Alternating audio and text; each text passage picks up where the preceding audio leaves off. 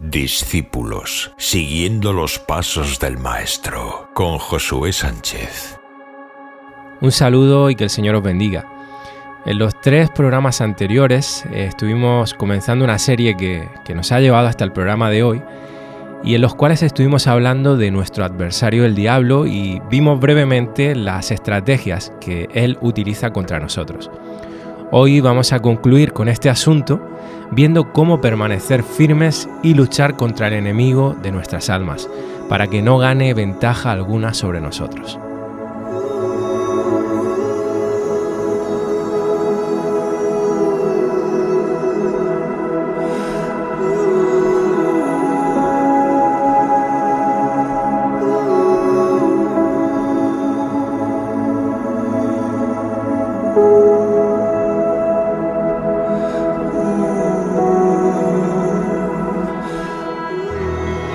Como dijimos en el primer programa, tenemos que ser muy conscientes de que como hijos de Dios estamos en una guerra y con un enemigo que no es como ningún otro. Tanto es así que se han escrito cientos de libros acerca de la guerra espiritual. Entre ellos encontramos unos pocos que están bien contextualizados bíblicamente, pero en cambio encontramos que la gran mayoría de estos libros están fuera del contexto bíblico y enseñan cosas que la Biblia no enseña realmente. Esto tristemente es algo muy común a nivel general, uno por falta de conocimiento bíblico del que escribe y 2 porque tenemos la lamentable tendencia a interpretar la Biblia de manera que diga o apoye aquello que yo ya creo o aquello que quiero que diga.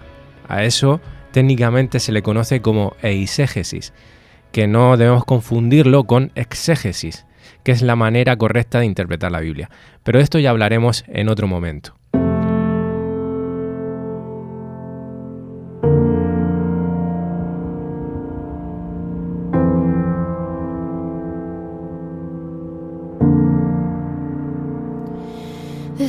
Volviendo al asunto de hoy, este mar de libros acerca de la guerra espiritual, de Satanás, de los demonios, como es un tema tan atrayente, con cierto halo de misterio, es un sector que tiene grandes cifras de ventas.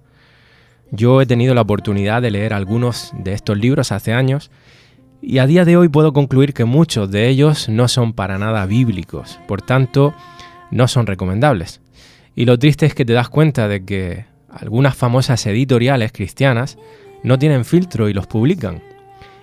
Y están de alguna manera ignorando el tremendo daño que pueden llegar a hacer, sembrando falsa enseñanza entre el pueblo de Dios. Pero gracias a Dios que aún existen editoriales que se mantienen fieles a la palabra de Dios. Por culpa de muchos de estos libros y también de predicadores que por supuesto enseñan estas cosas por todos los medios posibles, redes sociales, YouTube, etc., pues he observado un énfasis constante en una gran parte del pueblo evangélico por todo el mundo de darle una mayor importancia a Satanás de la que tiene, sobreenfatizando su poder de manera que llevan a los cristianos a pasarse la vida reprendiendo demonios. Me resfrié, reprendo todo espíritu de enfermedad. Me caí al suelo, reprendo todo espíritu de tropiezo. Se me perdieron 50 euros que llevaba en el bolsillo, te reprendo espíritu de pobreza.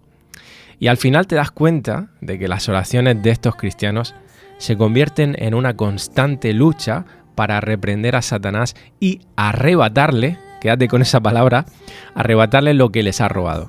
Esa palabra está tan mal usada, está tan mal interpretada, pero bueno, en otro programa tendremos la ocasión de hablar más tranquilamente acerca de esto. Al final nos encontramos cristianos que en vez de descansar y confiar en Dios y saber que estamos bajo su cuidado y protección y que en Él tenemos todo cuanto necesitamos para vivir una vida que glorifique su nombre, pues viven obsesionados con Satanás y con los demonios. Como suelo yo decir habitualmente, ese estilo de vida y oración es la de alguien que ve demonios hasta en la sopa. Y esto realmente es triste y es muy desgastante tener una perspectiva así de la vida, porque no es lo que Dios nos enseña en su palabra. La Biblia nos enseña algo muy diferente. Fíjate lo que dice en Santiago 4:7. Dice, someteos a Dios, o dicho de otra manera, depende de Dios, permanece en Él, permanece unido a Cristo en comunión íntima con Él, en obediencia, en sumisión. Y luego dice, resistid al diablo y huirá de vosotros. Qué simple este versículo, ¿verdad? Vamos a desarrollarlo un poquito. Bíblicamente, nosotros somos llamados a someternos a Dios y a resistir al diablo, y así Él va a huir de nosotros. La Biblia no nos enseña a hacer largas sesiones de intercesión en donde reprendemos demonios de todos los colores, de todos los olores, o de que en nuestras oraciones personales andemos batallando contra Satanás a grito pelado, como se suele decir aquí coloquialmente. Tampoco nos enseña a subirnos a los montes más altos de nuestras ciudades a reprender a las potestades del aire. Lo cierto es que cuando la Biblia nos habla de reprender a un demonio, es en referencia a libertar a los incrédulos en el caso de que estén oprimidos o poseídos por Satanás. Esto es lo que vemos en los evangelios, esto es lo que vemos en la Biblia. Eso era lo que hacía Jesús y lo que hicieron sus discípulos. Jesús no enseñó a los suyos que tenían que reprender a Satanás en todas sus maquinaciones contra nosotros. Por supuesto que los apóstoles tampoco enseñan eso en las epístolas, y en ningún momento vemos que la iglesia primitiva actúe de esa manera. ¿Cuándo entonces tenemos que reprender a Satanás? En el contexto del evangelismo, cuando guiados por el Espíritu Santo seamos conscientes de que esa persona necesita liberación, que está cautiva por demonios. Y eso, por supuesto, requiere discernimiento espiritual y mucha prudencia a la hora de actuar. Cuando hablamos de evangelismo, de hecho, nuestra tarea es simple y llanamente la de predicar el Evangelio, porque la palabra por sí misma tiene poder para libertar las vidas, ya que el Espíritu Santo es el que trae la convicción de pecado y liberta las vidas. Fíjate lo que dice en 2 de Timoteo, capítulo 2, versículos 24 al 26. Porque el siervo del Señor no debe ser contencioso, sino amable para con todos, apto para enseñar, sufrido, que con mansedumbre corrija a los que se oponen, por si quizá Dios les conceda que se arrepientan para conocer la verdad y escapen del lazo del diablo en que están cautivos a voluntad de él. Fíjate que está hablando de personas que son incrédulas. Dice que con mansedumbre corrija a los que se oponen. Así que la misma palabra, hermanos, dicha con amor, es el Espíritu Santo el que se encarga de libertar las vidas. Amén, no es porque nosotros andemos reprendiendo demonios y haciendo lucha contra Satanás. Ahora sí que tenemos que estar conscientes de que hay situaciones donde se requiere de esa liberación espiritual por medio de el reprender los demonios, la autoridad que el Señor nos ha dado a nosotros, pero tenemos que discernir espiritualmente cuándo tenemos y cuándo no tenemos que hacerlo.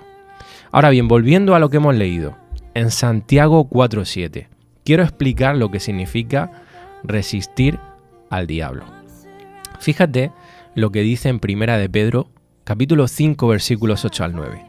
Dice, sed sobrios y velad, porque vuestro adversario el diablo, como león rugiente, anda alrededor buscando a quien devorar, al cual resistid firmes en la fe.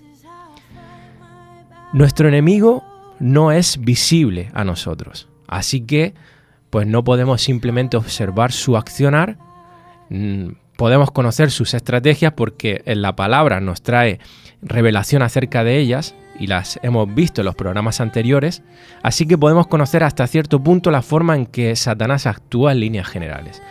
Pero la forma en que específicamente lo está haciendo en cada momento no es siempre visible para nosotros, y en la mayoría de las ocasiones, debido a nuestra carnalidad, ni siquiera somos capaces de discernirlo, porque de hecho ni siquiera somos capaces a veces de discernir nuestro corazón. El único que es capaz de ver todo lo que Satanás planea y hace en contra nuestra es Dios, quien conoce por completo los movimientos e intenciones del enemigo. Así que la única forma de batallar contra nuestro adversario, el diablo, es dependiendo totalmente de Dios, o dicho de otra manera, siendo sobrios y velando. ¿Cómo? Firmes en la fe, como bien nos dice Pedro. ¿Y qué significa esto de resistir al diablo? Pues si vamos a Efesios 6, versículos 10 al 13, lo quiero leer en la traducción lenguaje actual porque me gusta mucho cómo lo detalla. Dice, finalmente, dejen que el gran poder de Cristo les dé las fuerzas necesarias. Protéjanse con la armadura que Dios les ha dado y así podrán resistir los ataques del diablo. Fíjate que dice resistir, porque no luchamos contra gente como nosotros, sino contra espíritus malvados que actúan en el cielo. Ellos imponen su autoridad y su poder en el mundo actual. Por lo tanto, protéjanse con la armadura completa. Así cuando llegue el día malo, podrán resistir los ataques del enemigo y se mantendrán firmes hasta el fin. Así que la forma de resistir, y esa es la clave, al diablo es con la armadura completa. Y es muy importante que sea completa, por supuesto, porque si no, Satanás tiene por dónde influenciar nuestras vidas. Por supuesto que Pablo está hablando acá en un lenguaje simbólico o metafórico, pero quiero que terminemos de leer hasta el versículo 18 aquí en Efesios para poder hacer algunas observaciones. Vamos a leerlo en la Nueva Traducción Viviente, lo que nos resta, porque hay varios detalles que enfatiza mejor que otras traducciones. Dice en el verso 14: defiendan su posición poniéndose el cinturón de la verdad y la coraza de la justicia de Dios.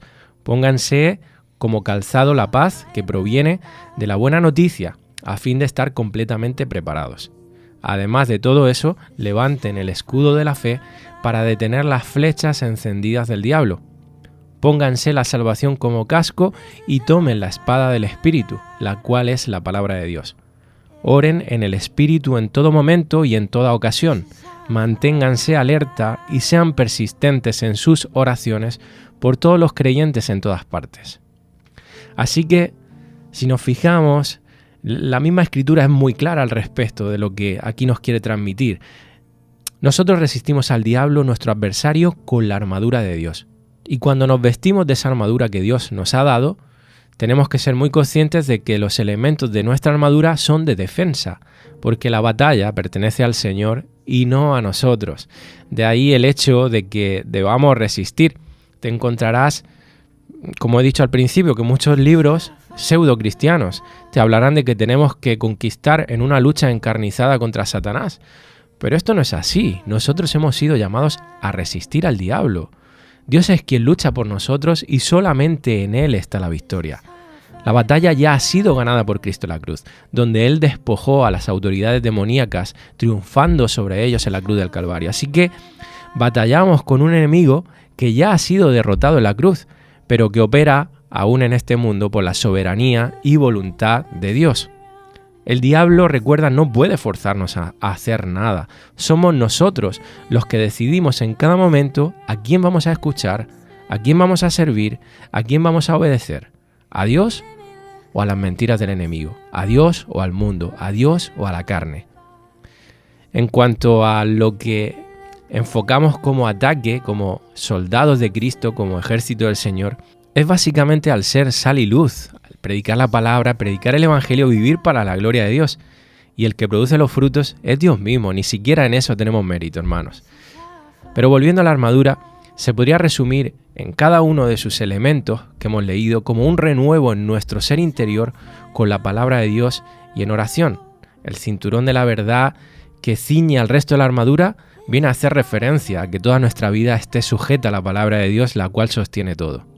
La coraza es la justicia de Dios impartida sobre nosotros.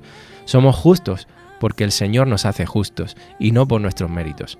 El calzado de la paz es vivir por el Evangelio y para el Evangelio, enfocados en nuestra misión y recordando que el Evangelio es lo que nos da identidad y propósito en esta vida, es nuestra misión. El escudo de la fe detiene las flechas del enemigo porque nuestro corazón no duda de Dios y de su palabra, pase lo que pase y venga lo que venga. Nuestra confianza tiene que estar puesta en la bondad de Dios y en sus promesas que no merman si nuestra fe es una fe inamovible en Dios. En cuanto al casco, el casco es sabernos salvos, el yelmo de la salvación dice, estar seguros de nuestra salvación únicamente por Cristo, lo cual es la mayor alegría de un cristiano y la esperanza firme que nos sostiene en los momentos difíciles y en los sinsabores que trae esta vida. Un cristiano que duda de su salvación es como carne para los leones, es como una presa para los leones. Así, de la misma manera, Satanás nos devorará si no estamos seguros de nuestra salvación. Y por último, la espada del Espíritu es responder a cualquier cuestionamiento y engaño de Satanás con la palabra de Dios, la cual es vida y verdad. Quiero terminar leyendo un par de versículos más Uno de ellos se encuentra también en Efesios. Efesios 4, 23 al 24 dice: y renovaos en el espíritu de vuestra mente. En la Nueva Traducción Viviente dice: dejen que el espíritu les renueve los pensamientos y las actitudes. Y el 24 dice: y vestíos del nuevo hombre, creado según Dios en la justicia y santidad de la verdad. Y en 2 Corintios 10, versículos 3 al 5 dice: pues aunque andamos en la carne, no militamos según la carne, porque las armas de nuestra milicia no son carnales, sino poderosas en Dios para la destrucción de fortalezas, derribando argumentos y toda altivez que se levanta contra el conocimiento de Dios y llevando cautivo todo pensamiento a la obediencia a Cristo. Querido hermano, esta es nuestra lucha y así es que debemos lucharla. Así que sin más te dejo, deseando que Dios te bendiga grandemente.